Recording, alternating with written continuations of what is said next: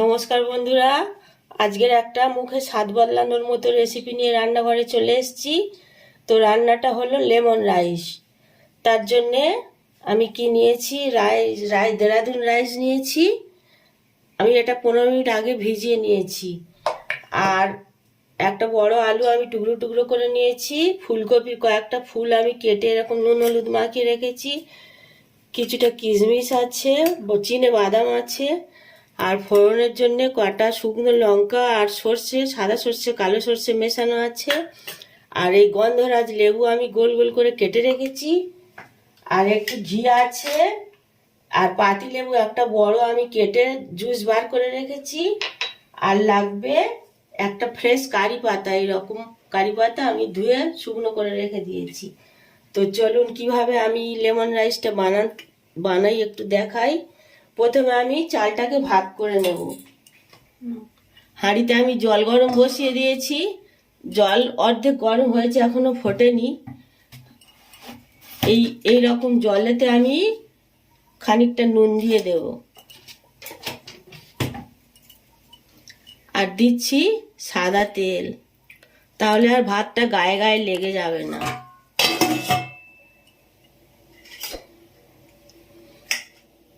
একটু ফুটলে আমি চালগুলো দেব। এদিকে ওভেনে একটা কড়াই বসিয়ে দিয়েছি, কড়াইতে সাদা তেল দিয়ে দিয়েছি, তেলটা গরম হয়ে এসছে। এবারে আমি এক এক করে এই উপকরণগুলো সব ভেজে নেব।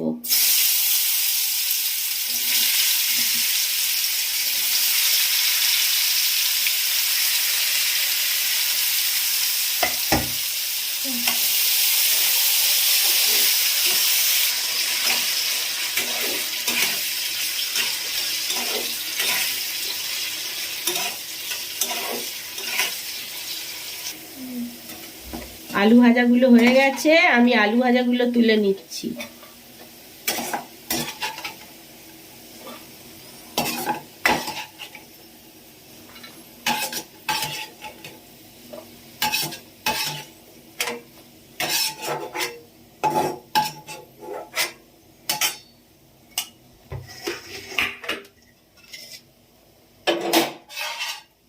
এর মধ্যেই আমি কপিগুলো দিয়ে কপির টুকরোগুলো ভালোভাবে ভেজে নেব।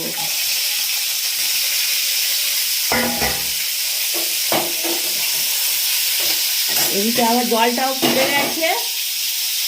চালটা ভাতের মধ্যে দিয়ে দিচ্ছি। ভাত তৈরি করার জন্য চালটা জলে ঢেলে দিলাম। 80% হয়ে গেলে আমি নামিয়ে নেব।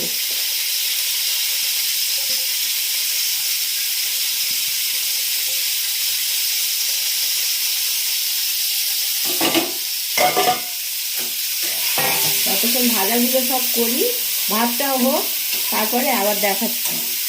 বন্ধুরা, ভাতটা হয়ে গেছে, ভাতটা ফ্যান ঝরিয়ে নিয়েছি। এই দেখুন ঝরঝরে ভাত। এবারে এই ভাজাগুলোও আমার হয়ে গেছে।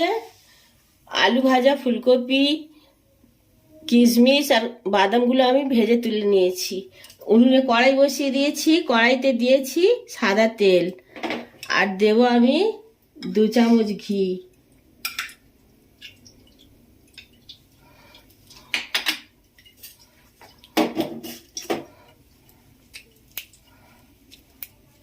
দুটো লঙ্কা ফাটিয়ে দিলাম। আরো 3টে দিয়ে দিচ্ছি। আর এই সাদা কালো মেশানো সর্ষে এর মধ্যে ফোড়নে দিচ্ছি। দিয়ে দিচ্ছি কারি পাতা।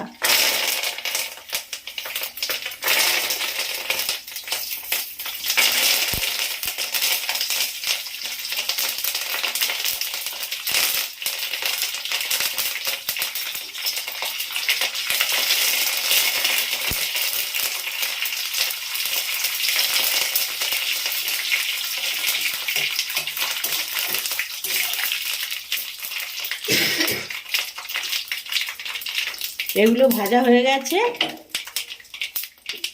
এবার আমি উপর থেকে অল্প অল্প করে ভাত দিয়ে দেবো।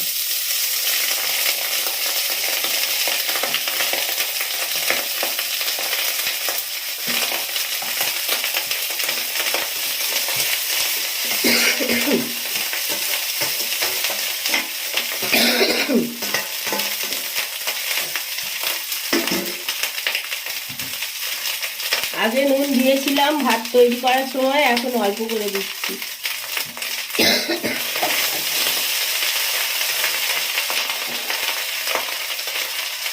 এই ভাজাগুলো আমি একে একে দিয়ে দিচ্ছি এর মধ্যে।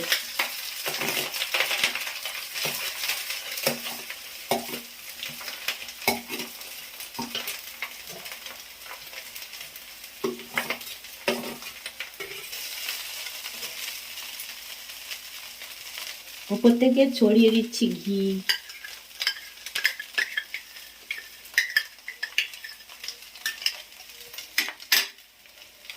আর দিয়ে দিচ্ছি যে লেবুর জুসটা তৈরি করে রেখেছিলাম, একটা বড় পাতি লেবুর জুস, সেটা উপর থেকে দিয়ে দিলাম।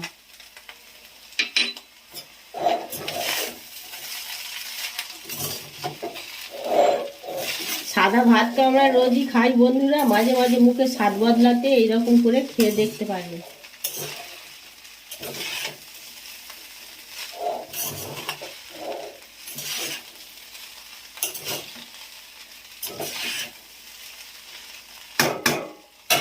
এবারে আমি গন্ধরাজ লেবুগুলো ওপর থেকে এরকম ভাবে দিয়ে দেব। গ্যাসের ফ্লেমটা আমি অফ করে দিচ্ছি।